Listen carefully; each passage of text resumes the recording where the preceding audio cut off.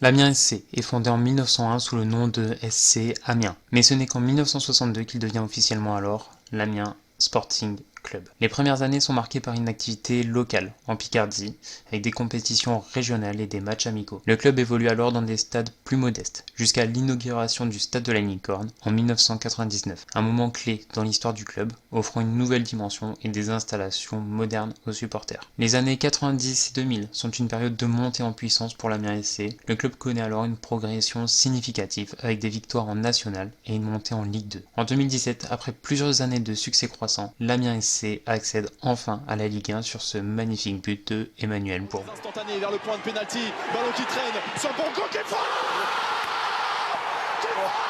Une montée qui marque une étape importante dans l'histoire du club. La saison 2017-2018 est alors mémorable pour les supporters, avec une montée historique qui voit l'Amiens SC affronter les plus grands clubs français dans l'élite du football. Le club s'adapte rapidement au niveau supérieur et se bat pour maintenir sa place. Il affrontera notamment, pour son premier match, le PSG, qui vient tout juste de signer et de présenter Neymar Jr. Les saisons suivantes présentent des défis importants pour le club. La lutte pour le maintien en Ligue 1 est intense, et malgré les efforts de l'équipe, l'Amiens SC connaît des difficultés et est rétrogradé en Ligue 2 à la fin de la saison 2019-2020. En cause notamment le Covid, car l'Amiens SC n'avait pas pu finir sa saison et jouer le maintien comme il se doit. En Ligue 2, le club continue de se battre pour retrouver sa place parmi l'élite. Les performances sont variées, mais l'Amiens SC reste un concurrent solide. Récemment, le club picard continue d'écrire son histoire avec des efforts pour stabiliser ses performances et construire une équipe compétitive. Les investissements dans les infrastructures et les efforts pour recruter de nouveaux talents sont au cœur de la stratégie du club. Sous la direction de l'actuel président Bernard Joinin, le club vise à se renforcer et à retrouver sa place parmi l'élite.